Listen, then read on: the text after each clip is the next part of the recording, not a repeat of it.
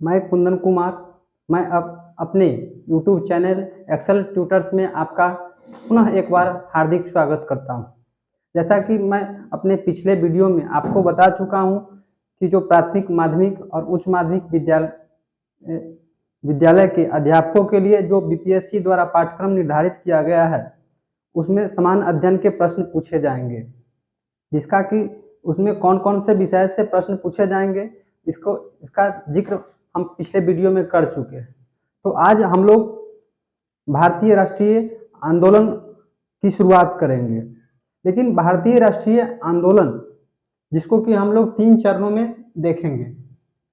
भारतीय राष्ट्रीय आंदोलन की शुरुआत जो वस्तुतः होती है वह 1885 से होती है, जो कि भारत की स्वतंत्रता प्राप्ति के समय तक चलती है। इसको हम लोग 3 चरणों में देखने का काम करेंगे। प्रथम चरण, जिसमें कि 1885 से 1905 तक का चरण है, जिसको कि हम उदारवादी चरण कहते हैं। इसमें हम लोग कांग्रेस की स्थापना देखने का काम करेंगे। उसके बाद बंगाल विभाजन आदि घटनाओं को देखने का कार्य करेंगे। द्वितीय चरण, जो कि 1905 से 1919 के बीच चलता है, इसको हम लोग गर्मपंथी चरण या उग्रवादी या क्रांतिकारी चरण कहते हैं।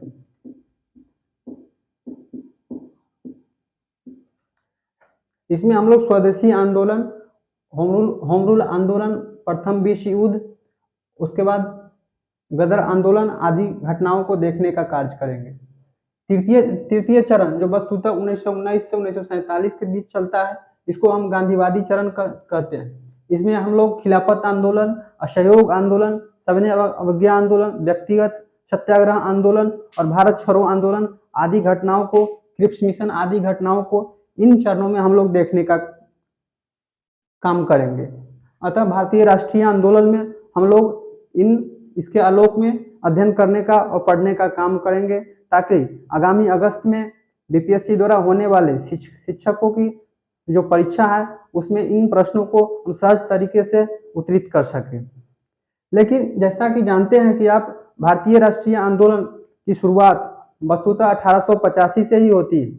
लेकिन जो भारतीय राष्ट्रीय आंदोलन की जो बीज रखी गई या जो बीज अंकुरित हुई, वह 1857 की जो क्रांति है उसके उसके उसके उसके उसके द्वारा ही बीज की अंकुरित देखने को मिलता है। वस्तुतः वहीं से 1857 की क्रांति से ही मतलब भारतीय राष्ट्रीय आंदोलन और राष्ट्रवाद का भारत में जो विकास होता है, वहीं से प्रारंभ होता है।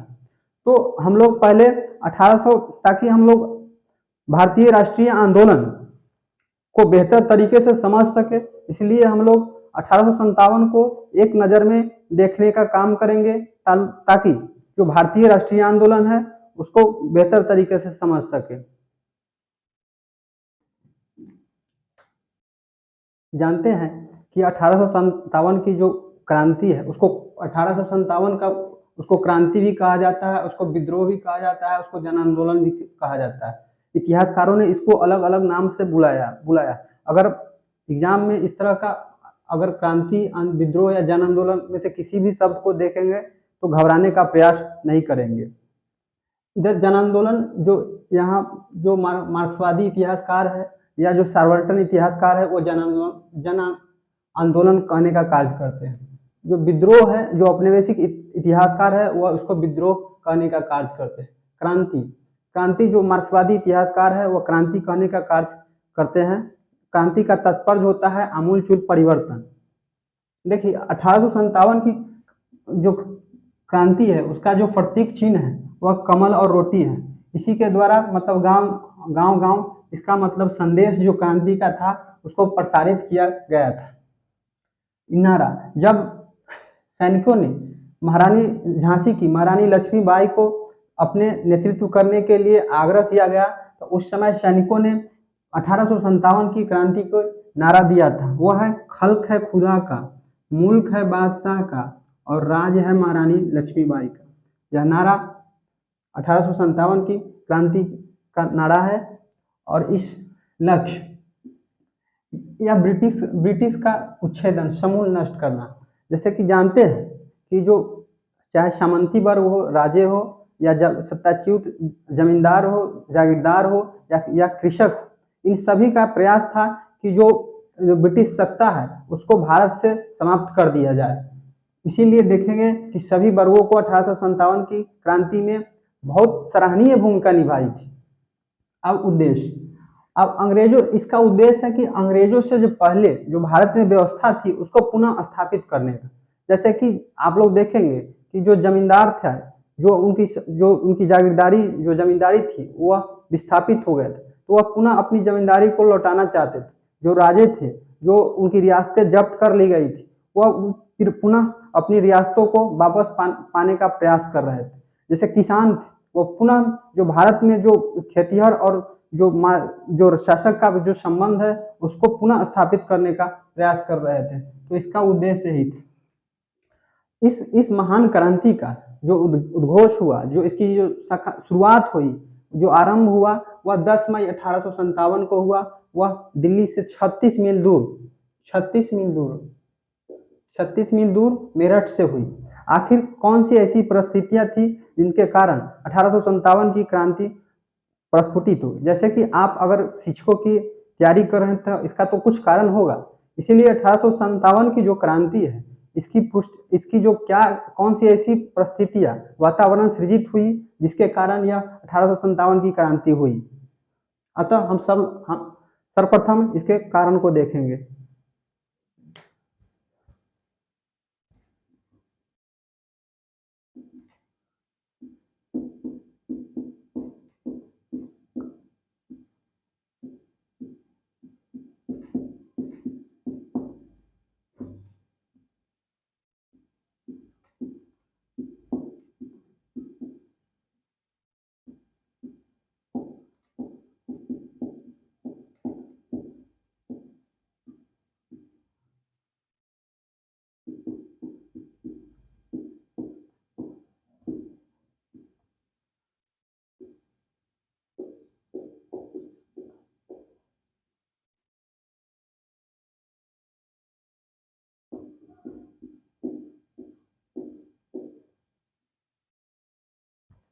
इसके 1857 की जो मूलभूत कारण थी वह आर्थिक कारण था, राजनीतिक कारण था, सामाजिक कारण था, धार्मिक कारण था, प्रशासनिक कारण था। इसके बाद बाह्य प्रभाव था, जो मनोवैज्ञानिक अवधारणा था, सैनिक कारण था और तत्कालिक कारण था। 1857 की 18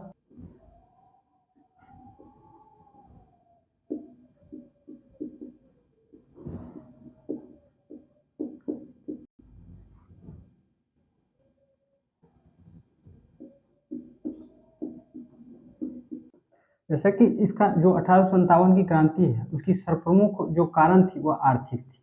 जैसे भू राजस्व बंदोबस्त, जैसे कि 1757 में जब प्लासी युद्धोपरांत उपनिवेशवाद का जो आरंभ हुआ, उसने भू राजस्व की जो बंदोबस्त की नीति लागू की। उसने विभिन्न प्रणालियों के तहत, जैसे कि वारेन हेस्टिंग्स ने इजारदारी और ठेकेदारी व्यवस्था लाकर भू राजस्व वसूली की जो को नीलाम करने का काम किया। उसी तरह जो लॉर्ड कॉर्नवालिस ने अस्थायी बंदोबस्त बंगाल, बिहार और उड़ीसा आदि क्षेत्रों में लागू किया। उसी तरह रैयतवाड़ी क्षेत्र जो मद्रास और बम्बई है उस क्षेत्र में लागू किया गया। उसी तरह महलवाड़ी, पंजाब आदि क्षेत्रों में लागू किया। इन सभी भू राजस्व बंदोबस्त का एक ही उद्देश्य था कि भू राजस्व की अधिक से अधिक वसूली करना। अगर इसका प्रतिफल यह हुआ, इसका मतलब प्रभाव यह हुआ कि जो कृषक थे उनको मतलब भू राजस्व अदा करने के लिए साहूकार और महाजनों से कर्ज लेना पड़ा। जैसे कि आज भी अपने ग्रामीण क्षेत्र में देखेंगे तो किसान खेती बाड़ी करने के लिए इस तरह का कर्ज लेते रहते। तो जब उन्होंने साहूकार और महाजनों से कर्ज लिया और वह चुकाने में जब असमर्थ हुए, उनकी आमदनी नहीं बढ़ पाई, तो वो क्या किए, जो साहूकार और महाजन था वह जो कृषकों की जो जमीन थी वह अपने नाम करवा लिया और जो कृषक थे अपने ही खेत पर बंधुआ मजदूर हो गए। इसी तरह 1852 में इनाम कमीशन गठन किया गया, जिसमें कि जो जमींदारों की जो स्वामित्व है उसकी जांच पड़ताल की गई और लगभग 21,000 जमींदारों को अपनी जमींदारी से बर्खास्त कर दिया गया। इसी तरह 1856 में अवध में चलताऊ बंदोबस्त लागू किया गया, जिसमें कि बहुत सारे अवध के आधे से ज्यादा तालुकदारों को जो जागीरें थे वो जब्त कर ली गई। इसी तरह कृषि का वाणिज्यीकरण कर नकदी फसलों को प्रोत्साहित किया गया, जैसे चाय हो गया, चाय जूट कपास, इन सब फसलों को प्रोत्साहित किया, जिससे क्या हो गया कि जो खदान फसलें गेहूं चावल वह भारत में कम हो जाने का काम किया। और इसमें अकाल की परिस्थितियों में जो भारतीय लोग थे वह भूखे बेमौत मारे गए। इसी तरह एक पक्षीय व्यापार नीति, जैसा कि 1813 1813 के चार्टर एक्ट के द्वारा जो भारत पर व्यापारिक एकाधिकार था ईस्ट इंडिया कंपनी को, उसको समाप्त कर दिया। अब ब्रिटेन के आम लोगों के लिए भी मतलब व्यापार भारत से करने के लिए खोल दिया गया। यह क्या हुआ कि 1813 में एक पक्षीय व्यापार नीति लागू की गई, जिसके तहत भारत से अगर सूती वस्त्र, रेशम आदि चीनी जो सामान निर्यात किए जाते थे यूरोप में, उस पर बहुत अधिक टैक्स देने पड़ते थे। अगर उसकी उत्पादन लागत, मान लीजिए कि उसका उत्पादन लागत 1 रुपया है तो उसको 500 रुपये अधिक कर देना पड़ता था किसी किसी वस्तु पर। उसी तरह जब वहाँ की वस्तुएं, जो तैयार वस्तुएं भारत में आती थी, तो उस पर मामूली करके या न के बराबर कर लेके भारत में लाने का काम किया, जिससे क्या जो भारत की कुटीर उद्योग, दस्तकारी उद्योग था, उसका पतन हो गया, और जिस कारण भारत में जो औद्योगिकरण की घटना हुई और जो दस्तकारी और कुटीर जो मजदूर थे वह खेती की ओर पलायन कर गए, तो खेती पर बढ़ा, इससे बेरोजगारी बढ़ी और गिरगिटिया मजदूर के तौर पर कार्य करने का काम किया। संपत्ति का पलायन, जैसा कि जानते हैं कि 1757 के बाद ब्रिटिश ईस्ट इंडिया कंपनी ने भारत से विभिन्न तरीके से, विभिन्न माध्यमों से भारत से जो धन है उसको ब्रिटेन भेजने का काम किया। इनसे क्या हुआ कि जो भारत में पूंजी है, पूंजी का अभाव हो गया और भारत में गरीबी और पिछड़ापन व्याप्त हो गया। इससे क्या हुआ कि सभी वर्गों में जो ब्रिटिश की जो आर्थिक नीतियां हैं वह भारत के सभी वर्गों को आक्रोशित और असंतुष्ट और नाराजगी का कारण बना। इसी तरह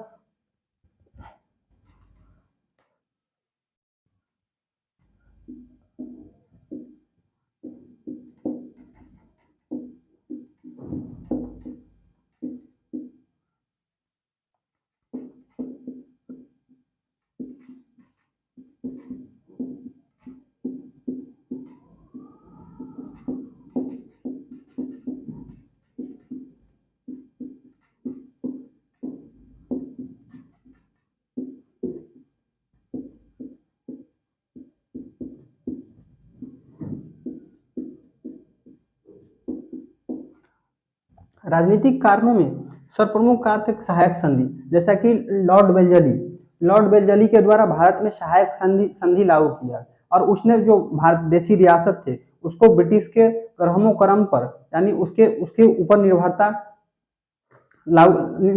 निर्भर कर देने का कार्य किया। इसी तरह सहायक संधि, जो कि आपको क्वेश्चन पूछे जा सकते हैं कि कौन लागू किया था, तो ये लॉर्ड वेल्जली लागू किया था। उसी तरह सहायक संधि जो कि लॉर्ड डलहौजी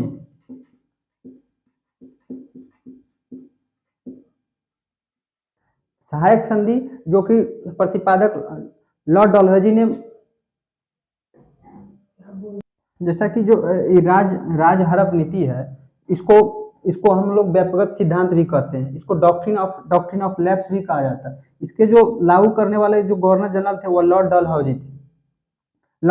इसके तहत क्या होता था कि अगर किसी रियासत है, देशी रियासत है, उसके पास अगर उसका जो उत्तराधिकारी अगर नहीं रहता था तो उसके जो रियासत थे उसको हड़प लेने का काम करता था। अगर कोई राजे महाराजे अगर दत्तक पुत्र को ग्रहण करते थे तो उसको मतलब जो ब्रिटिश ईस्ट इंडिया कंपनी थी उसकी जो उत्तराधिकारी को वैध नहीं मानता था और उसको रियासतों को हड़प लेता था। इसी के संदर्भ में 1848 में जो संतारा,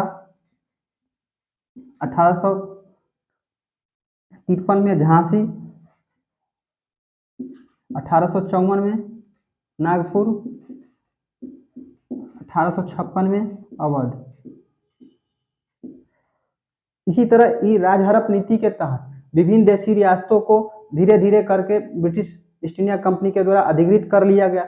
क्या हुआ, इन इन राज्यों के अधिग्रहण करने से सिर्फ मतलब देशी रियासतों को ही प्रभावित नहीं किया, जो इन इन रजवाड़े में जो मतलब प्रशासनिक पद पर थे, सैनिक थे, या फिर जो मतलब संगीतकार थे, या फिर जो धार्मिक वर्ग था जिसको या राजे महाराजे संरक्षण देते थे, सभी को जो आजीविका है वो प्रभावित होने का काम किया। और यह लोग भी मतलब भारत में ब्रिटिश ईस्ट इंडिया कंपनी का विरोधी हो गया।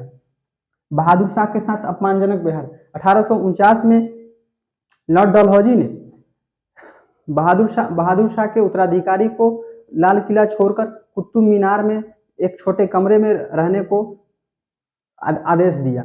उसी तरह 1856 में लॉर्ड कैनिंग ने कहा कि जो बहादुर शाह के जो उत्तराधिकारी होंगे वह सम्राट नहीं कहे जाएंगे, वह अब केवल राजे ही कहला जाएंगे। इससे क्या हुआ, जो भारत का जो मुस्लिम वर्ग भले ही कमजोर ही था, लेकिन जो प्रतीकात्मक रूप से वह भारत का प्रतिनिधित्व करता था। इससे जो मुस्लिम वर्ग में हो जो बहादुर शाह का अपमान हुआ, उससे मुस्लिम वर्ग में आक्रोश और असंतोष सृजित होने का काम किया।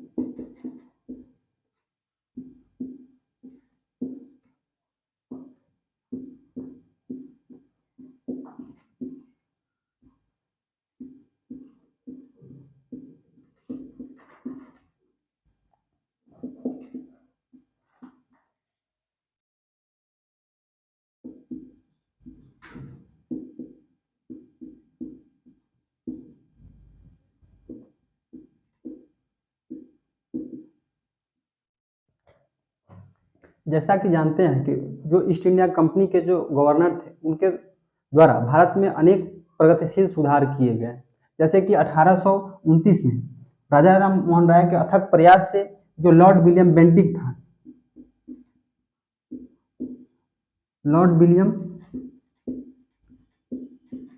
था, उसने सती प्रथा को भारत में समाप्त कर देने का काम किया। अगर किसी स्त्री का पति मर जाता था तो उसके चिता पर वह स्त्री स्वयं जिंदा जल जाने का काम करती थी।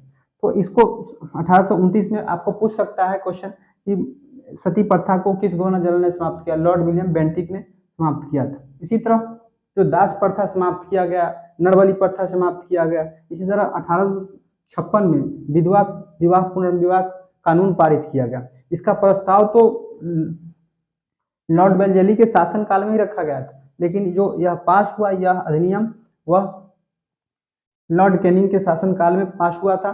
और इसके पीछे, इस अधिनियम के पास कराने के पीछे ईश्वरचंद्र विद्यासागर का बहुत बड़ा हाथ था। इससे क्या हुआ कि विधवाओं को पुनर्विवाह करने को कानूनी रूप से सरकार ने वैधानिकता प्रदान कर दी। इसी तरह बालिकाओं को अंग्रेजी शिक्षा, इन सभी प्रगतिशील सुधारों के मानवतावादी कार्यों से जो भारत के परंपरागत रूढ़िवादी समाज जो लोग थे, वह उसमें उसमें बेचैनी और खलबली मच गई। उन्हें लगा कि एक विदेशी सरकार हमारे जो रीति रिवाज, परंपरा और जो सामाजिक जो मूल्य है उसमें हस्तक्षेप कैसे कर सकती है। इस तरह से समाज के यह वर्ग में असंतोष घनीभूत होने लगा।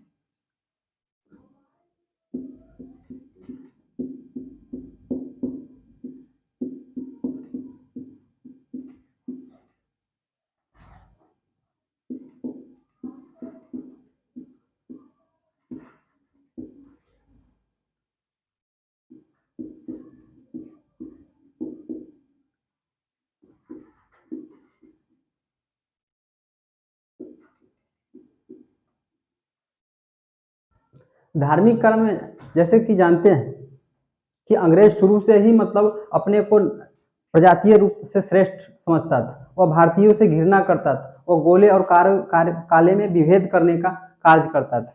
इसी तरह जब 1813 के चार्टर अधिनियम के द्वारा जो भारत में ईसाई मिशनरियों का प्रवेश हुआ, तो उसने पूरे तौर पर भारत में ईसाइयत का प्रसार प्रसार करने का काम कर गया।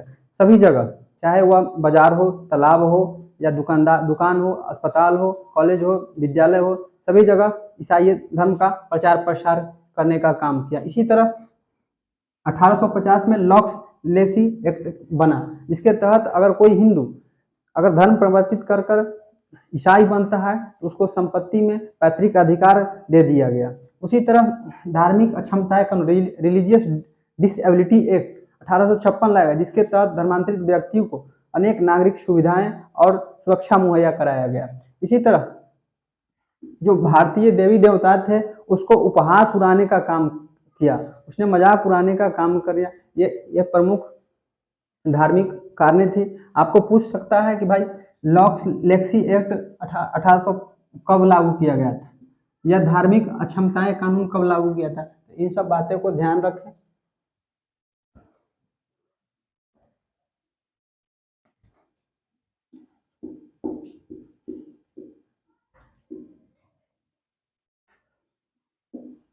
प्रशासनिक कानून में से जानते हैं, जैसे ब्रिटिश ईस्ट इंडिया कंपनी यहाँ लागू की, तो कानून और व्यवस्था बनाने के लिए उसने आधुनिक कानून प्रणाली और न्याय प्रणाली लागू करने का काम किया।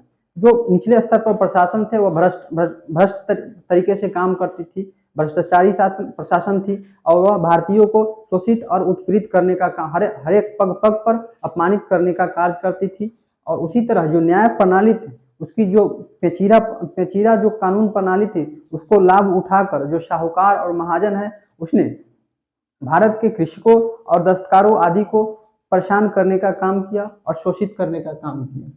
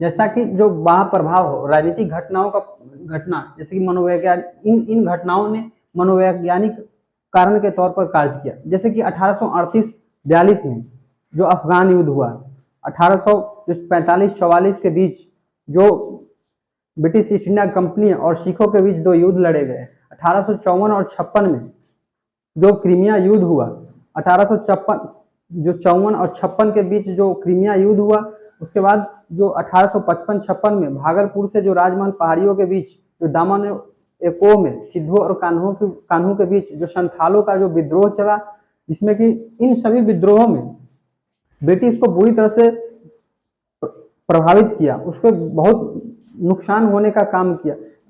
संथालों ने तो लगता है कि उस क्षेत्र में उसका जो सत्ता ही समाप्त कर दिया था। तो इन सब घटनाओं से क्या हुआ, इन सब घटनाओं को आपको पूछ अफगान युद्ध कब हुआ था, या फिर पूछ सकता है कि पंजाब के युद्ध या क्रीमिया युद्ध के बारे में आपसे पूछा जा सकता है, या फिर कि संथाल विद्रोह कब हुआ और इसका मतलब नेतृत्व किसने किया, सिद्धू और कान्हू ने।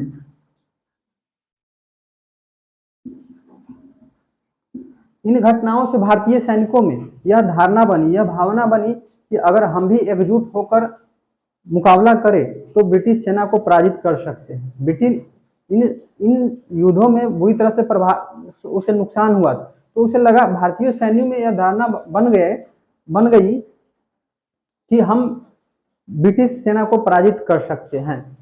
तो यही इन सब घटनाओं का प्रभाव रहा। उसके बाद सैनिक कारण।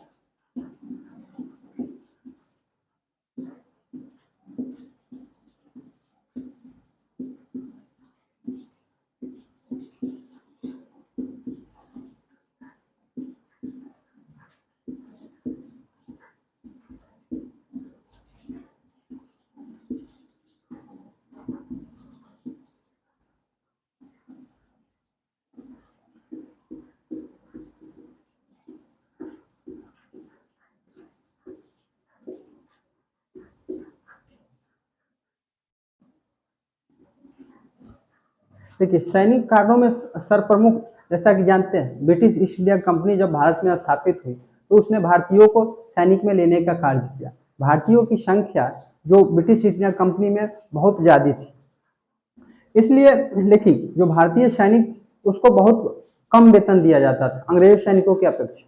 उसकी जो पदोन्नति है, जो उसकी जो पेंशन है, उसको उसके विरुद्ध मतलब काफ़ी जो भेदभाव किया जाता था।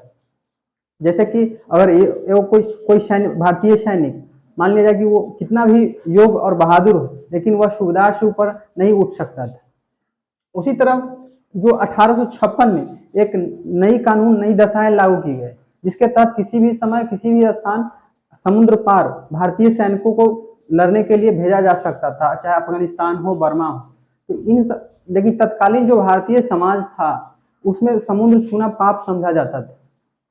तो जो यह सैनिक जब वहां से वापस लौटते थे तो उसको सामाजिक सामाजिक और जातिगत गांव में लौटते थे तो बहिष्कृत करने का काम किया जाता था।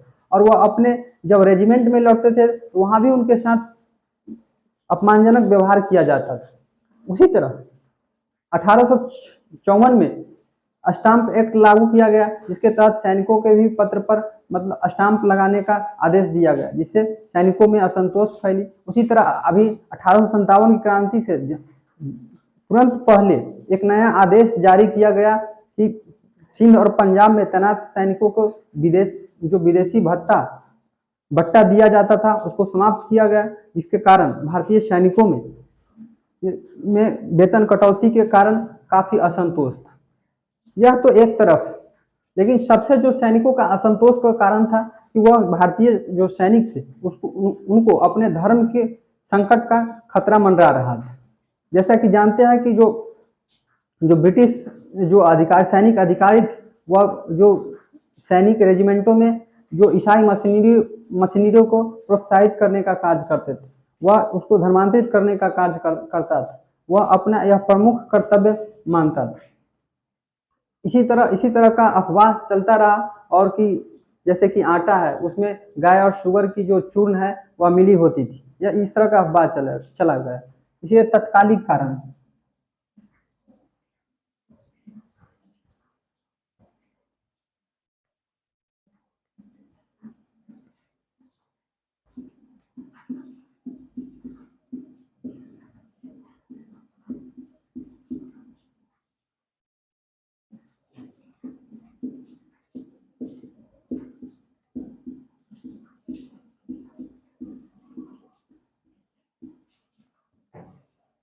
दिसंबर 1856 में जो अंग्रेजी सैनिक जो ब्रिटिश ईस्ट इंडिया के कंपनी उनके सैनिकों में एक पुराने ब्राउन वेस पूछ सकता है कि किस राइफल्स की जगह इनफील्ड राइफल्स का प्रयोग किया गया। जो ब्राउन वेस इस्तेमाल किया जाता था उसके जगह नए इनफील्ड राइफल को लाया गया। इन इनफील्ड राइफलों में जो कारतूस लगते थे वह गाय और सुगर की जो चर्बी होती थी उससे बने होते थे, और इन कारतूसों को राइफल में भरने से पहले सैनिकों को दांत से खींचना पड़ता था। इससे इससे जो हिंदू और मुस्लिम भारतीय सैनिक थे उनमें यह भावना फैल गई कि जो अंग्रेज है उनका धर्म नष्ट करने पर लगे हुए हैं, उनका धर्म को खत्म कर देंगे। इसीलिए 10 मई इसलिए यह चर्बीदार कारतूसों को लेकर 29 मार्च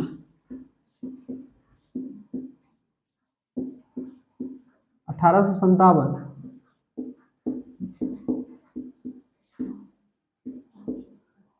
इसीलिए चर्बीदारों कारतूसों के प्रयोग के विरोध में जो भारतीय सैनिक थे, जो बैरकपुर में, पूछा जा सकता है कि बैरकपुर कहाँ था, या पश्चिम बंगाल में था, आपको इस तरह का क्वेश्चन देखने को मिल सकता है।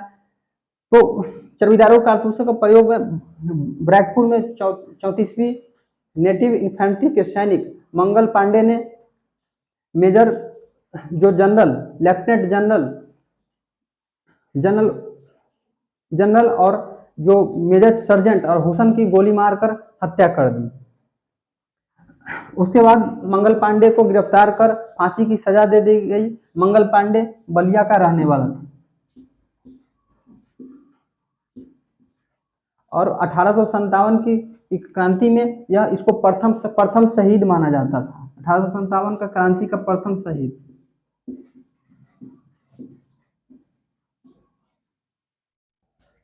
और यह बलिया का रहने वाला था, प्रथम शहीद इसको माना जाता है और इसको फांसी दे दी गई। और इसका नारा था, इसने नारा दे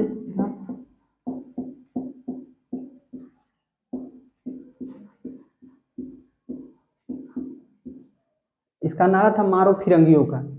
इसी तरह 24 अप्रैल को जो मेरठ में जो सैनिक छावनी थी, उसमें भी चर्बीदार कारतूसों के लिए 90 सैनिकों ने लेने से इनकार कर दिया। उसमें से बहुत से 85 सैनिकों को बर्खास्त कर 10-10 साल की सजा दी गई। इसके विरोध में जो मेरठ के सैनिक थे, 10 मई 1857 को जो दिल्ली है उससे 36 मील दूर उसने विद्रोह करने का काम किया।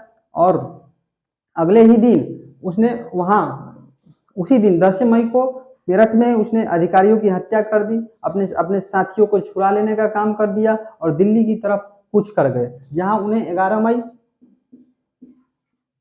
मई को नई सुबह में जब वह दिल्ली में पहुंचे, वहां चुंगी जो दफ्तर थे उसको आग लगा दी और अंग्रेज अधिकारियों की हत्या कर दी। और उसने जो मुगल सम्राट जो बहादुर शाह द्वितीय था, उसको अपना नेतृत्व स्वीकार करने के लिए आमंत्रित किया। और उसने भारतीय सैनिकों ने वहां जाकर जो मुगल बादशाह बहादुर शाह द्वितीय को शहंशाह-ए-हिंदुस्तान सम्राट पुनः घोषित कर दिया और अपना नेता उसको मान लेने का कार्य किया। जानते हैं कि जो मेरठ से विद्रोह बहुत तेजी से सेना के दूसरे केंद्रों तक फैल गया। जैसे दिल्ली में बहादुर शाह जफर ने प्रतीकात्मक तौर पर नेतृत्व किया, जबकि बख्त खान ने वास्तविक नेतृत्व प्रदान किया।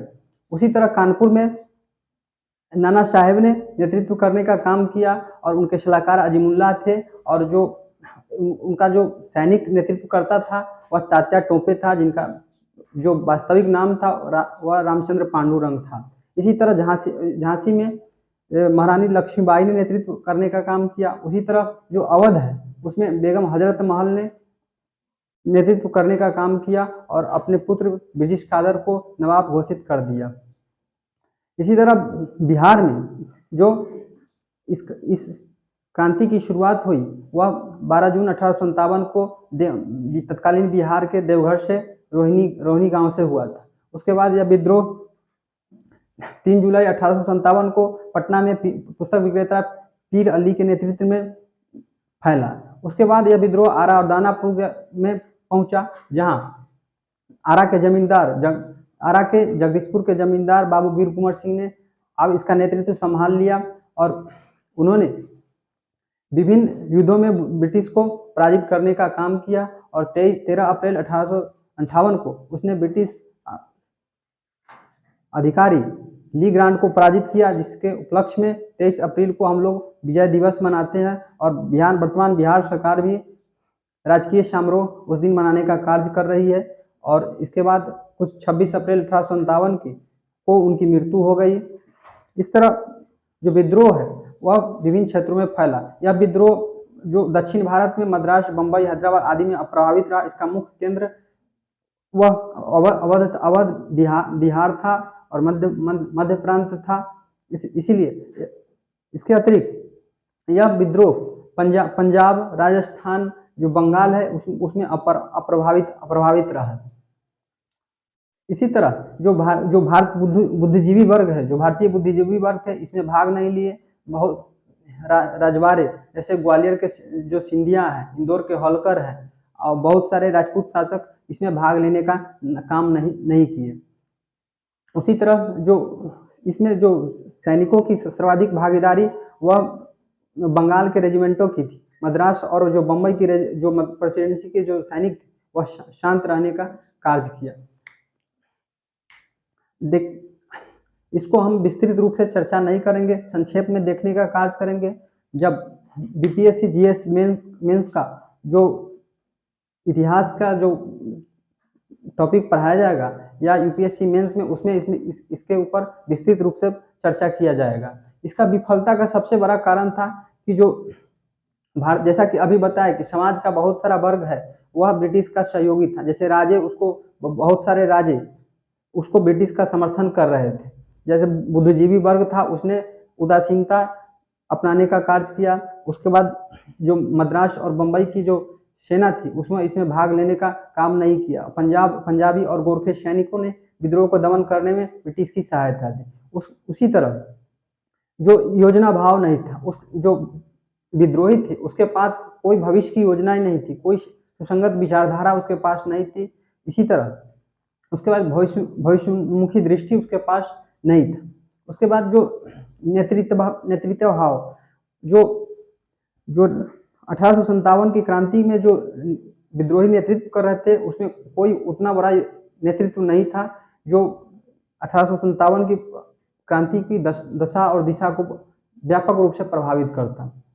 इसी तरह 1857 की क्रांति में क्षेत्रीय प्रकृति, जैसे सब अपने अपने क्षेत्र में लड़ रहे थे। जैसे बिहार के जो जमींदार थे जगदीशपुर में, उनके अलावा सब अपने अपने क्षेत्र में ही सीमित रहे। इसी क्षेत्रीय प्रकृति के कारण ज़्यादा विद्रोह फैला नहीं। इसी के अतिरिक्त जो ब्रिटिश के अपेक्षा जो भारतीय विद्रोही थे उसके पास संसाधनों की कमी थी। यह अपने जो भारतीय सैनिक थे जो परंपरागत हथियार से ही लड़ रहे थे, जबकि उसके पास आधुनिक शस्त्र थे, आविष्कृत शस्त्र थे और उसके पास जो आधुनिक संचार और संवहन का सुविधा थी। इन कारणों से यह 1857 की विद्रोह विफल रही। लेकिन इसका परिणाम निम्नलिखित हुआ। सत्ता का हस्तांतरण, जैसे कि जानते हैं 1 नवंबर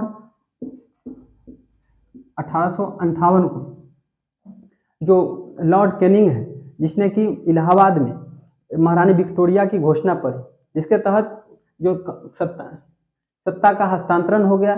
जैसे पहले 1857 तक यह कंपनी का शासन चलता था। अब कंपनी के शासन का समाप्त कर अब उसकी सत्ता हस्तांतरण ब्रिटिश ताज में कर देगी। अब ब्रिटिश ताज भारत पर शासन करने लगी और यहीं से साम्राज्यवादी शासन का आरंभ होता है। उसके बाद जो गवर्नर जनरल का पद था वह उसको परिवर्तित कर वायसराय के रूप में कर दिया गया। उसी तरह भारत सचिव का पद सृजित किया गया। यह भारत सचिव जो ब्रिटिश संसद होती थी, वहाँ के जो कैबिनेट होता था उसका यह मंत्रिमंडल का सदस्य होता था और यह ब्रिटिश अपने कार्यों के लिए ब्रिटिश संसद के प्रति ही उत्तरदायी थी। इसी तरह उसकी सहायता के लिए जो भारत सचिव का पद सृजित किया गया था, उसके सहायता के लिए 15 सदस्यीय भारतीय परिषद का गठन किया गया था। उसी तरह अब डॉक्ट्रिन ऑफ लैप्स के तहत जो रियासतों को जब्त कर लिया जाता उस नीति को अब छोड़ दिया गया। अब उसको जो देशी रियासतें थी उसको सुरक्षा का आश्वासन दिया गया और इसीलिए तो लॉर्ड कैनिंग ने जो जमींदार थे उसको 1857 की क्रांति में तरंग रोधक की संज्ञा दी थी। नहीं तो एक ही हवा में हमें बहा ले जाता, ऐसा कह रहा था लॉर्ड कैनिंग। उसके बाद अब 1857 की जो क्रांति हुई उसमें अंग्रेजों को लगा कि जो सामाजिक क्षेत्र में जो प्रगतिशील सुधार किए उसके कारण 1857 की विद्रोह हुआ था। इसीलिए अब वो सामाजिक मामले में हस्तक्षेप की नीति अपनाएगा। उसमें ज़्यादा अब वो हस्तक्षेप करने का प्रयास नहीं करेगा और यहाँ तक कि वो जो परंपरागत रूढ़िवादी विचार है उसका भी समर्थन करने लगेगा। अब नस्लवादी जो ब्रिटेन जो गोरे और काले का जो विभेद था वह और जो इसमें अत्याचार जैसे नरसंहार हुआ था 1857 की क्रांति में दोनों तरफ से, इसने जो नस्लीय भेद था उसको और चौड़ा कर देने का कार्य किया। इसी तरह सैनिक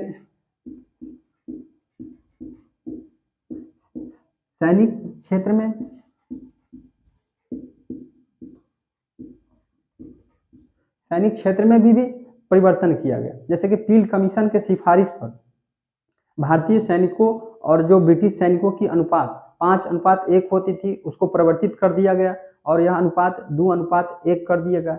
भारतीय सैनिकों को लड़ाकू और गैर लड़ाकू में विभाजित कर दिया गया। उसको जाति, धर्म और संप्रदाय के आधार पर उसको बांटने का कार्य किया गया। यही सब जो 1 नवंबर 1858 को जो लॉर्ड कैनिंग ने इलाहाबाद में महारानी विक्टोरिया की घोषणा पढ़ी थी, उसका जो प्रारूप है स्टैनली ने तैयार किया था और यही इसका परिणाम है।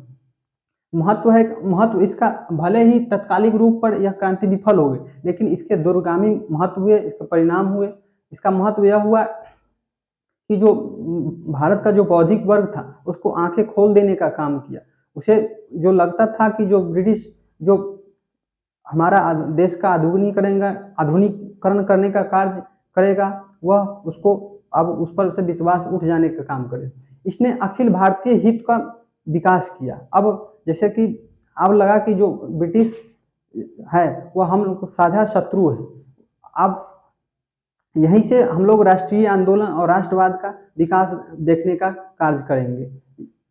और जैसे कि 1857 की क्रांति में जो भारत के विभिन्न वर्गों, महिलाओं, किसानों, दस्तकारों ने जो बलिदानी प्रयास किया, जो उत्सर्ग भावना दिखाई, जो साहस, पराक्रम और बलिदान की जो मिसाल पेश की, इससे क्या हुआ, जो उसकी जो गाथाएं हैं वह भारत के सभी क्षेत्रों में जोरों से सुनाई देने लगी। इससे अब भारतीय राष्ट्रीय आंदोलन के लिए एक अक्षुण्ण प्रेरणा स्रोत देने का कार्य किया गया। इसी तरह 1857 के जो क्रांति है उसके बारे में इतिहासकारों ने अलग अलग मत प्रकट किए हैं। जैसे कि बीडी सावरकर है, उन्होंने इसे राष्ट्रीय संघर्ष के लिए लड़ा गया, जो कि सुनियोजित राष्ट्रीय आंदोलन था। उसी तरह शशिभूषण चौधरी, अशोक मेहता, सुरेंद्रनाथ सेन आदि ने इसे राष्ट्रीय विद्रोह कहा है। उसी तरह जो औपनिवेशिक इतिहासकार है उसने इसे सैनिक विद्रोह कहने का काम किया है। जैसे कि कुछ इसकी पुस्तकें हैं, जैसे आरसी मजमूदार की पुस्तक है द सिपोय म्यूटनी ऑफ 1857। उसके बाद 1857 है जो कि सुरेंद्रनाथ सेन का है, वह 1857 का सरकारी इतिहासकार भी माने जाते हैं। उसी तरह बीडी सावरकर की पुस्तक है the first bar of India independence. उसी तरह the causes of the Indian mutiny, जो सर सैयद अहमद खान की किताब है, वह भारतीय भाषा में लिखने वाले पहले 1857 की क्रांति के बारे में लिखने वाले पहले भारतीय थे। इसी तरह मिर्जा गालिब ने आंखों देखा हाल 1857 की क्रांति के बारे में बताया था। उसके बाद जो लंदन टाइम्स के जो संपादक थे WH रसल ने इसका कवर किया था। इसी तरह अब हम लोग 1857 की क्रांति को समाप्त करेंगे। अब हम अगली टॉपिक में भारतीय राष्ट्रीय आंदोलन या राष्ट्रवाद या कांग्रेस के उद्भव या उत्पत्ति के कारणों के बारे में जानने का काम करेंगे, क्योंकि आपको एग्जाम में क्वेश्चन पूछे जा सकते हैं और कि भारतीय राष्ट्रीय आंदोलन के उद्भव के क्या कारण थे, और उसमें 4 ऑप्शन दे देंगे। इसलिए हम संक्षेप में उसको बताने का आपको कार्य करेंगे।